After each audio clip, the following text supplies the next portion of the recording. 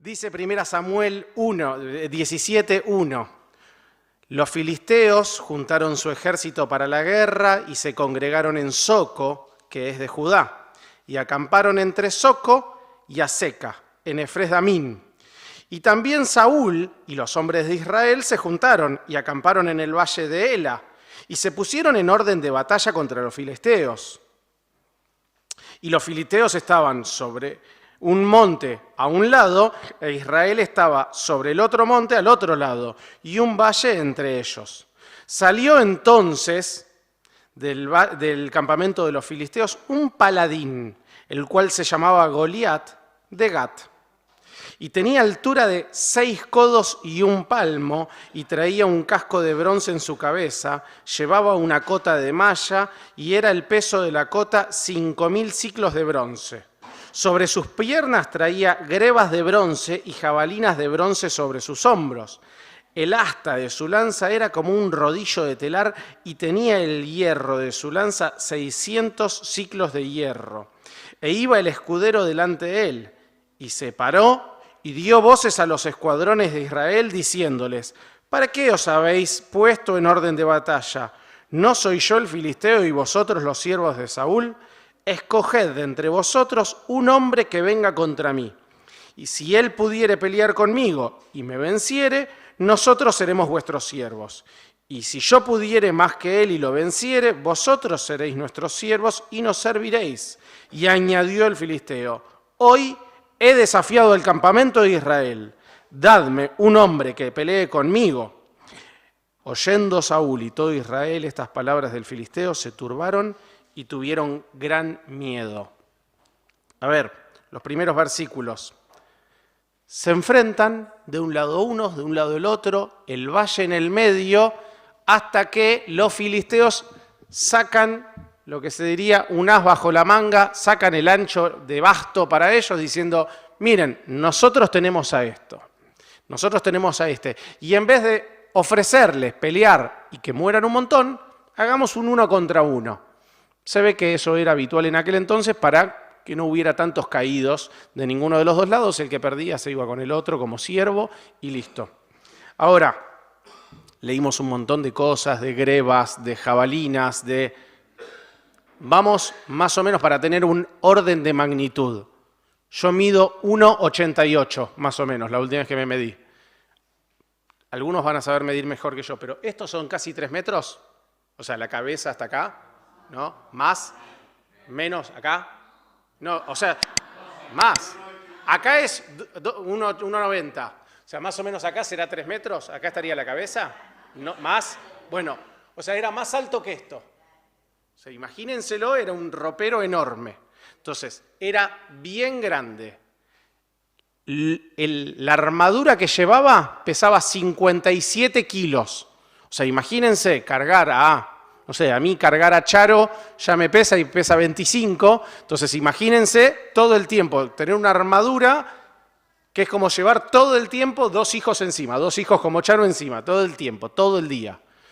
La lanza pesaba 7 kilos.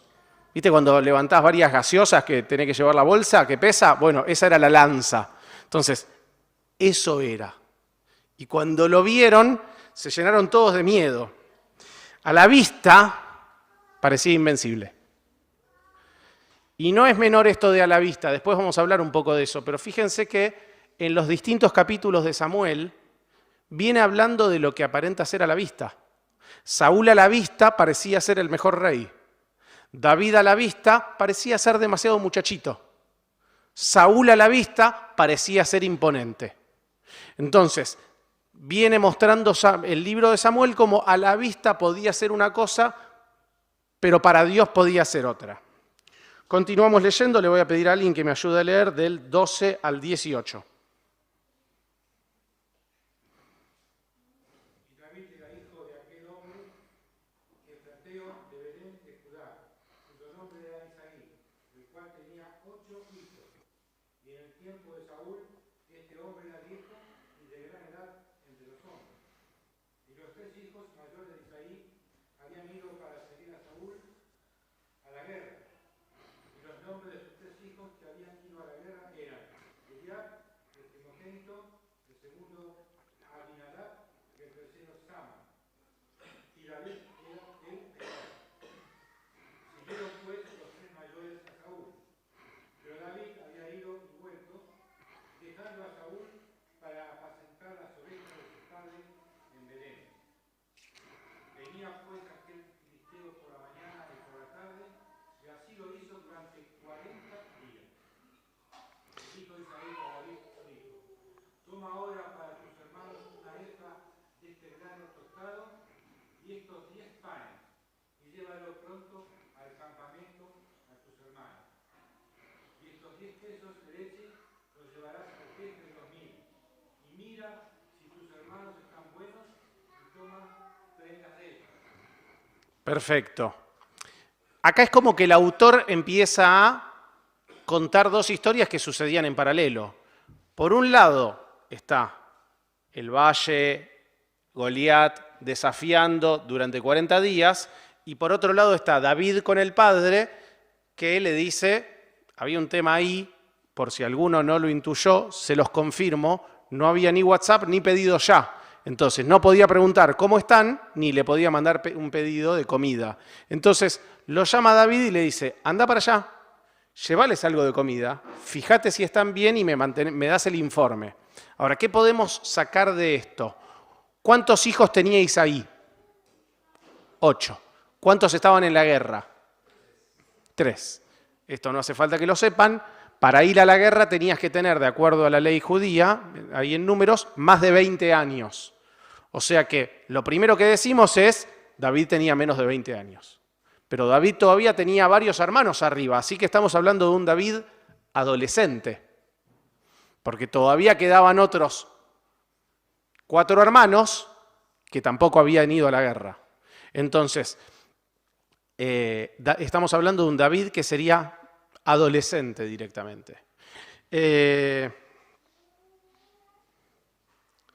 David va para allá. Entonces, continuamos. Les cuento yo del versículo 19 al 30. Si quieren lo van repasando ahí para acordarse la historia, más allá de que es una historia conocida.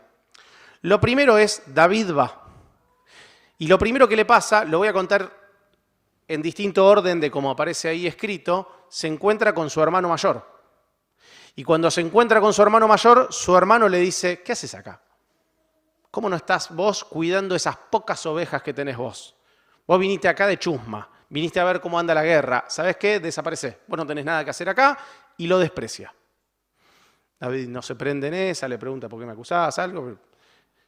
Después continúa y cuando llega David ve toda esta situación de se pone el ejército de un lado, el ejército del otro, sale el paladín. Eso sucedía 2 veces por día durante 40 días distintos, durante 40 días seguidos.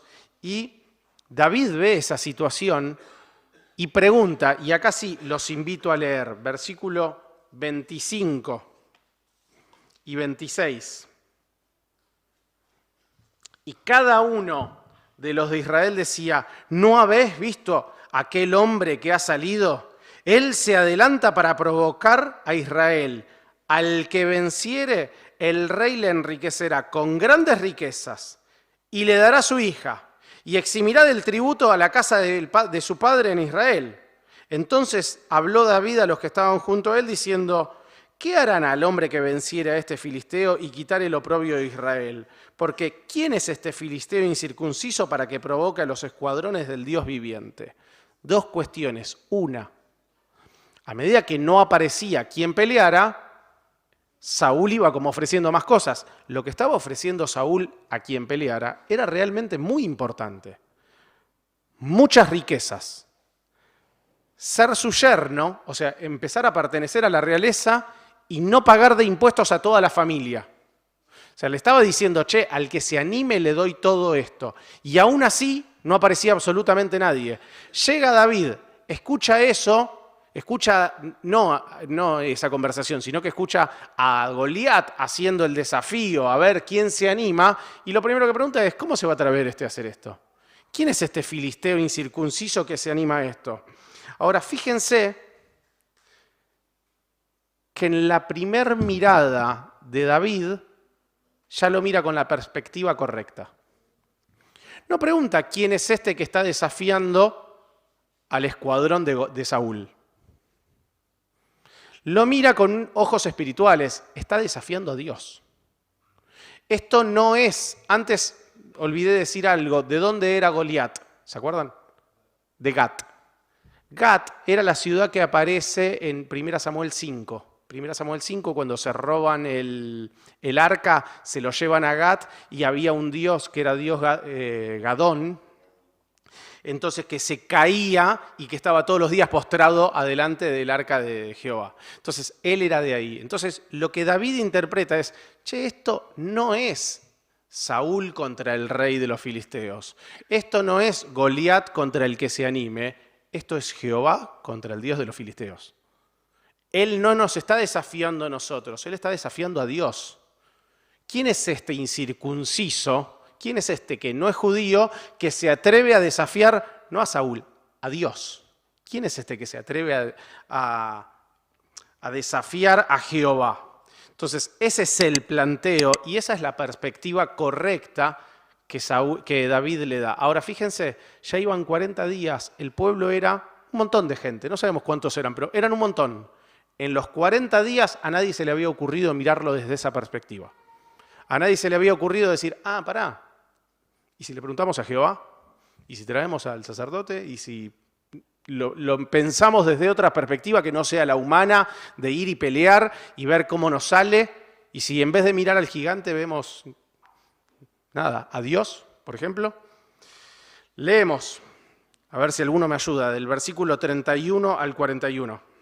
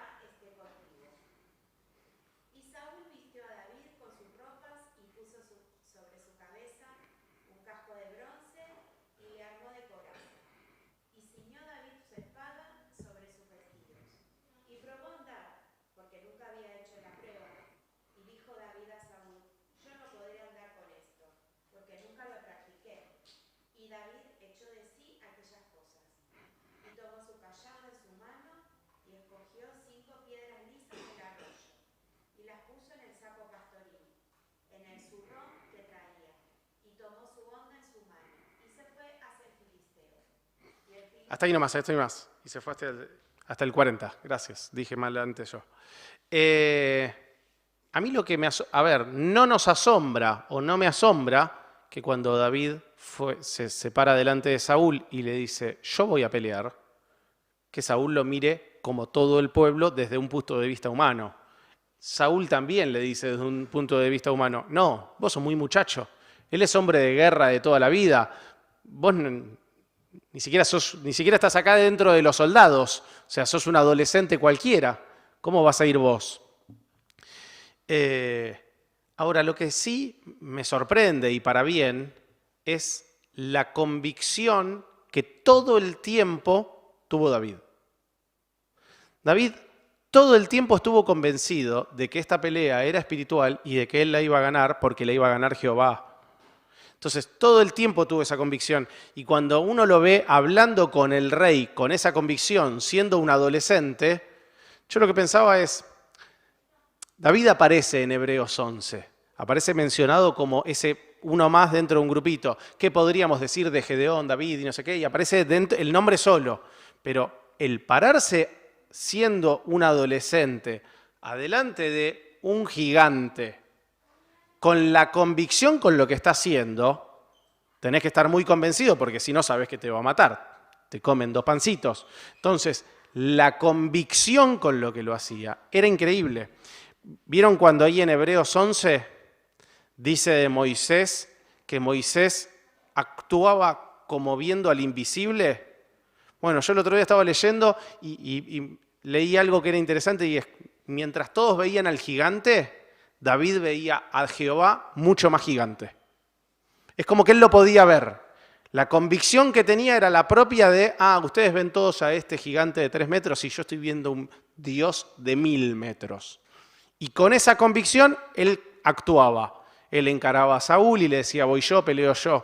Ahora, de vuelta, Saúl sigue actuando humanamente, le intenta poner la armadura, le dice, no, la verdad que nunca en mi vida anduve con esta armadura, me quedé incómoda, no me puedo mover, y se la termina sacando. Leo yo los versículos en adelante, y el filisteo venía andando y acercándose a David y a su escudero delante de él, y cuando el filisteo miró y vio a David, le tuvo por poco, porque era muchacho y rubio y de hermoso parecer. Ese desprecio es algo que a los lindos nos pasa mucho. No, mentira, pero lo desprecia, no podía dejar de hacerlo, para ver si están atentos. Pero lo desprecia por ser lindo. Directamente dice, no, es este jovencito, nada de este. Entonces dice,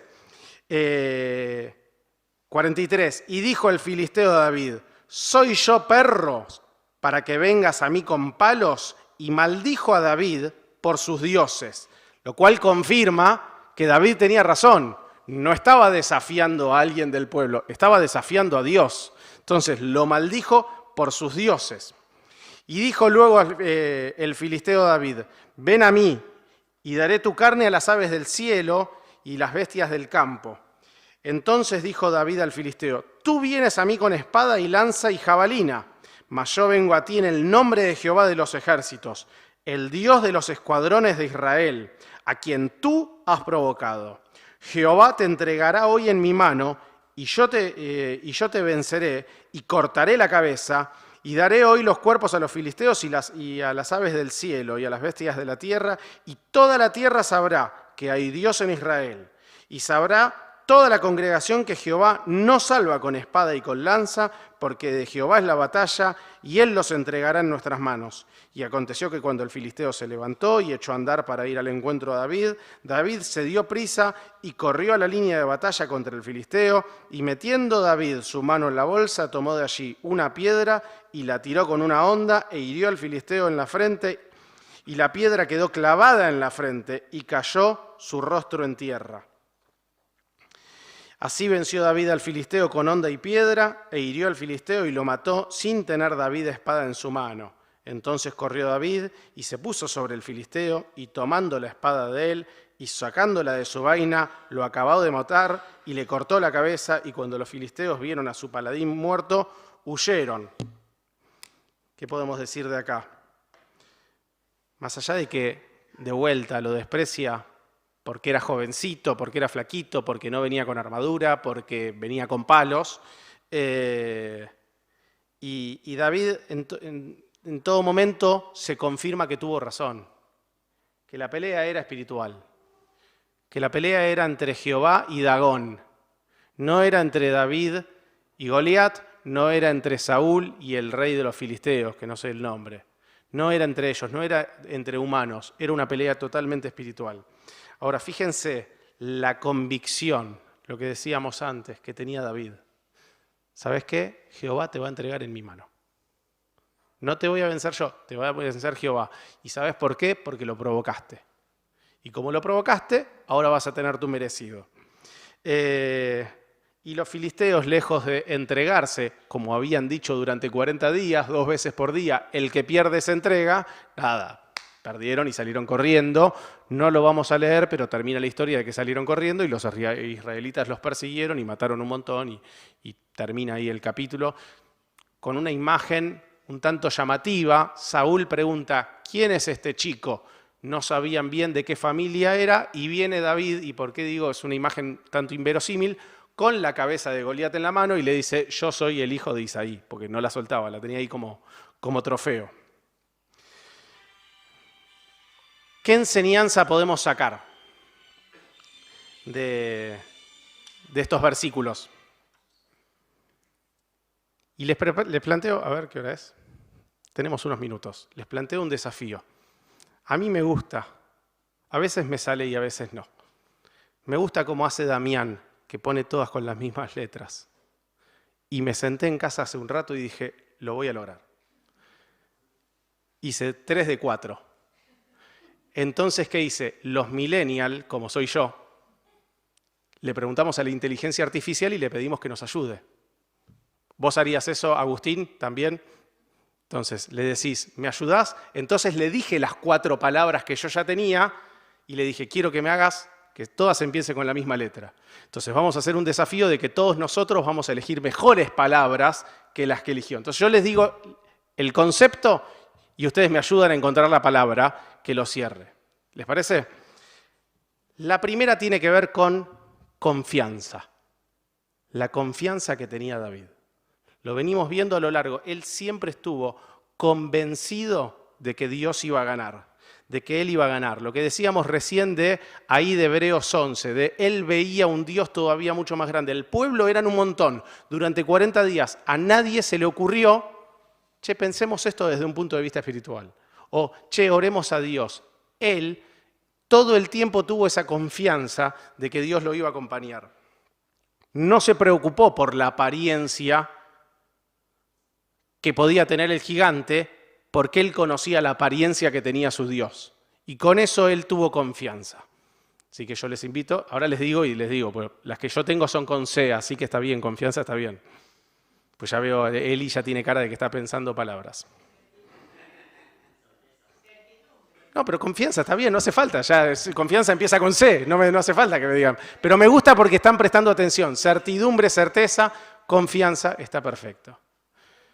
¿Cuál? Certeza, certidumbre, confianza. Vamos con C. La segunda, y ahí, más allá de hacer el ejercicio, preguntarnos, ¿tengo yo esa confianza? Cuando yo veo un problema, ¿me quedo mirando el problema o miro que Dios es más grande que el problema? Digo, porque muchas veces como que te enfrascás y cada vez lo ves más grande el problema, que posiblemente, si lo vuelven a leer el capítulo, es como que el pueblo se iba desanimando a medida que pasaban los días, porque cuando no le encontrás la solución ya decís, listo, ya no va a aparecer la solución. Y como que, nada, estaban en ese círculo vicioso de no encontrar la solución y de ponerse peor. Entonces, nada, esa confianza para mirar a Dios en el medio de un problema. La segunda enseñanza que saco es que David no usó el armamento que le dieron. Él usó su propia habilidad. Él usó las piedras, la onda, aquello que él conocía. La palabra que yo encontré es capacidades. ¿Pero por qué? Él usó sus capacidades para lograr la victoria. ¿Y dónde lo llevo yo esto a nosotros? No nos llamó a Dios a hacer todo. Cada uno tiene capacidades totalmente distintas. Y nosotros tenemos que poner las capacidades a disposición de Dios. Miren, me estaba acordando, existen distintos dones. Hace un tiempo hablaron de los dones, distintas habilidades que uno puede usar en la iglesia. Me estaba acordando a la tarde cuando buscaba ejemplos. No todos tocan bien un instrumento. Se los dice alguien que tocó en la iglesia y ustedes me sufrieron durante tantos años. Nada, uno le puede poner ganas. Hay gente que no tenemos habilidad con eso. Hay otros que no tienen habilidad hablando, hay otros que no tienen habilidad con los niños, hay otros que no tienen habilidad con los mayores, hay otros que no tienen... Nada, cada uno tiene su habilidad. La habilidad de David era la onda. Bueno, Dios usó esa habilidad para vencer al gigante. No es que le dijo, David, Está todo bien, pero ponete un armamento que no te queda, sentite totalmente incómodo, porque lo importante es el armamento. No, lo importante es que él puso su habilidad a disposición de Dios. Entonces tenemos confianza, tenemos capacidades. El tercer punto es que David tuvo bien clara cuál era su lugar en esta historia. Fíjense, David 3 veces fue despreciado. Cuando llega, el hermano le dice, salí de acá, vos te viniste de acá, te escapaste, ¿dónde están las poquitas ovejas esas que cuidás vos? Se va con Saúl, no, vos no podés ir con él, vos sos muy muchacho, no. Se va con Goliat, Goliat directamente le tomó el pelo, le dice, vení con palitos acá. 3 veces, no se enojó nunca, no reaccionó nunca. ¿Cuándo reaccionó él? Cuando deshonraron a Dios, cuando fueron irrespetuosos con Dios. De manera que él tenía bien ordenadas sus prioridades para reaccionar. ¿Qué palabra se les ocurre? Porque, ¿cuál? Celo. Me gusta. Convicción, celo. Yo tenía compromiso, pero me gusta más celo. Le vamos ganando hasta ahora.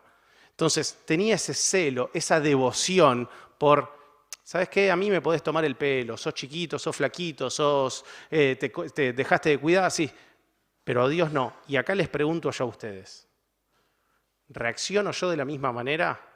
Capaz que estoy en una conversación en el trabajo, alguien habla algo de Dios y decís, bueno, no están así. ¿Reaccionás?